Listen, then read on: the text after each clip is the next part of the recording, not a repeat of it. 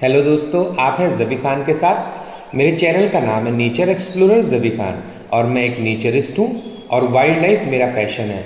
आज मैं आपको दुधवा नेशनल पार्क की जर्नी पर लेकर चलता हूँ, आपको कैंपस दिखाता हूँ और आपको दुधवा नेशनल पार्क के बारे में पूरी फुल इन्फॉर्मेशन देने का पूरा प्रयास करूँगा। अगर आपको मेरा ये वीडियो अच्छा लगे तो चैनल को सब्सक्राइब करिएगा और लाइक का बटन दबाना बिल्कुल मत भूलिएगा। तो चलिए शुरू करते हैं दोस्तों। जो आप वीडियो में ये वीडियो क्लिप देख रहे हैं, ये दुधवा नेशनल पार्क का कैंपस है, जहाँ से जंगल सफारी शुरू होती है और इसी कैंपस से में आप स्टे भी कर सकते हैं और यहीं से आप सफारी का मज़ा भी ले सकते हैं। तो चलिए स्टार्ट करते हैं दोस्तों। दुधवा नेशनल पार्क, जैसा कि आप जानते हैं, भारत के उत्तर प्रदेश राज्य के तराई में स्थित एक राष्ट्रीय उद्यान है जो 90 वर्ग किलोमीटर के बफर जोन के साथ 490 वर्ग किलोमीटर के क्षेत्र को कवर करता है। बता दें कि Dudhwa national park Dudhwa tiger reserve का हिस्सा है। यह नेशनल पार्क लखीमपुर खीरी जिले में भारत नेपाल सीमा पर स्थित है, जिसके उत्तरी और दक्षिणी किनारों पर आरक्षित वन क्षेत्र है। आज जिस जगह पर दुधवा नेशनल पार्क है ना दोस्तों, उन जंगलों को 1947 में भारत के आज़ाद होने के बाद यहाँ के स्थानीय लोगों ने घेरना शुरू कर दिया था। ठीक है, और उस जगह पर धान और गन्ने की खेती करने लगे थे लोग। भारत नेपाल सीमा की यह जगह उन शिकारियों के लिए अच्छी जगह थी जो यहाँ के जानवरों का शिकार करते थे और नेपाल में अपने उत्पाद बेचते थे। पहले यह जगह शिकारियों, खेल प्रेमियों, स्थानीय लोगों के लिए स्वर्ग जैसी थी, इतना जान लीजिए आप।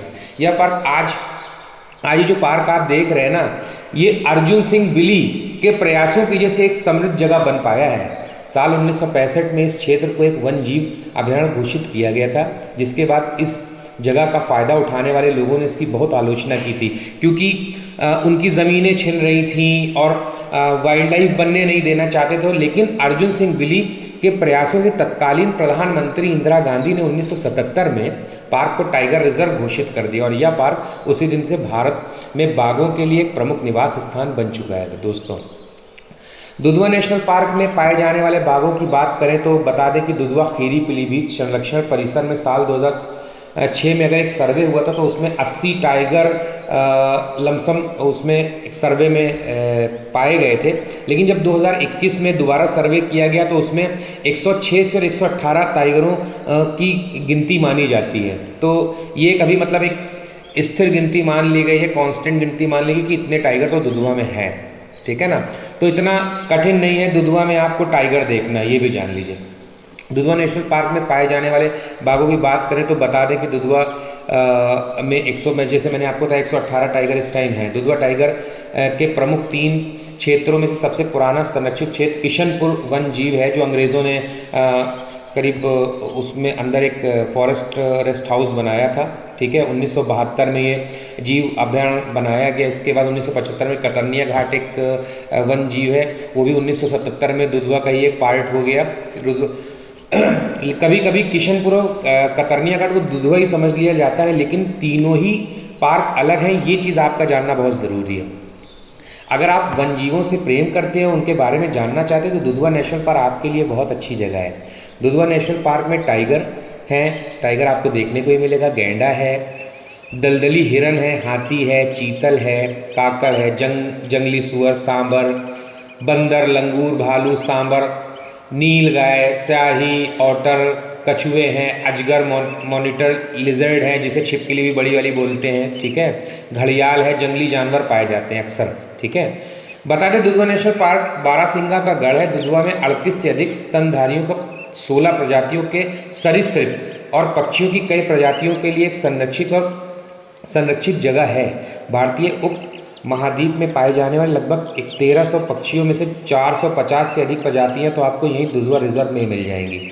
इन पक्षियों की लिस्ट में जैसे हम आपको बहुत जो फेमस बर्ड्स लवर हैं वो क्या पसंद करते हैं यहाँ पे आना देखने के लिए, हॉर्नबिल देख लेते हैं, रेड जंगल फाउल उनको आसानी से मिल जाती है, बंगाल फ्लोरिकन देखने को मिल जाती है, फिशिंग ईगल है, सरपेंट ईगल है। ठीक है ना, आपको फ्लाई कैचर मिल जाएगी, वुड पिकर मिल जाएगी, शामा मिल जाएगी, इंडियन पिट्टा मिल जाएगी, ओरोल्स मिल जाएगी, एमरल्ड डव भी आपको अच्छे खासे देखने को मिल जाएंगे।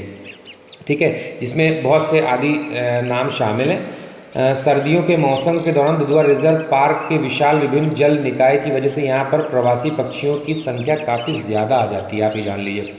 माइग्रेट बर्ड बहुत ज़्यादा आती हैं। दुधवा नेशनल पार्क पक्षी यहाँ आने वाले पर्यटकों के लिए बेहद आकर्षित करता है। इस चीज़ को भी आपको ध्यान में रख के ही दुधवा आना पड़ेगा।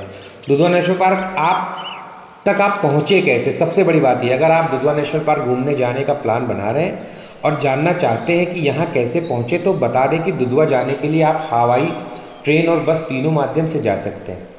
अगर आप सड़क मार्ग द्वारा दुधवा नेशनल पार्क जाने का प्लान कर रहे हैं तो जान लें कि यहाँ से सबसे निकटतम शहर 5 किलोमीटर की दूरी पर पलिया है, जो सड़क माध्यम से 238 किलोमीटर की दूरी पर लखनऊ से जुड़ा हुआ है। यूपीएसआरटीसी की बसें चलती हैं जो पलिया तक आती हैं। लखीमपुर खीरी, शाहजहाँपुर, बरेली, दिल्ली सब जगह से इनकी कनेक्टिविटी है, ठीक है ना। तो आप अगर रेल मार्ग से आना चाहेंगे तो आप लखनऊ से सीधे मैलानी तक एक ट्रेन चलती है, फिर मैलानी से आप पलिया से आप दुधवा पहुंच सकते हैं ट्रेन के माध्यम से। अगर हवाई के माध्यम से आ सकते हैं तो सबसे नियरेस्ट आपका जो एयरपोर्ट है वो लखनऊ है। दुधवा नेशनल पार्क सफारी की टाइमिंग क्या है, ये भी जानना आपके लिए बहुत ज़रूरी है। अगर आप सफारी की टाइमिंग की बात करें तो 2 तरीके से आप सफारी कर सकते हैं। एक मॉर्निंग सफारी कर सकते हैं, इवनिंग। जो मॉर्निंग वाली सफारी शुरू होती है वो 7 बजे से होती है और जो इवनिंग वाली है वो 3 बजे से होती है, ठीक है ना दोस्तों। अगर आप दुधवा टाइगर रिजर्व यात्रा करने के लिए आ रहे हैं, सबसे अच्छा समय जो है आपका वो अप्रैल है। फरवरी, मार्च, अप्रैल होता है, उसके बाद बहुत गर्मी पड़ने लगती है, वरना आप सितंबर में भी सितंबर में बंद रहता है पार्क। अगर आप सफारी करना चाहते हैं तो 5,000 रुपये की आपको जिप्सी रेंट पे वहाँ पे मिल जाएगी और 300 रुपये पर पर्सन उसका एंट्री फीस लगता है, जिसमें 5 लोग जिप्सी में आ जाते हैं। जंगल सफारी आप आसानी से कर सकते हैं। और अगर आप जीनॉन से आप 7-8 लोग आना चाहते हैं तो आप जीनॉन पूरी बुक कर ली, उसमें 6,000 रुपये जीनॉन का किराया होता है और 3,000 रुपये पर पर्सन आपको देना पड़ेगा।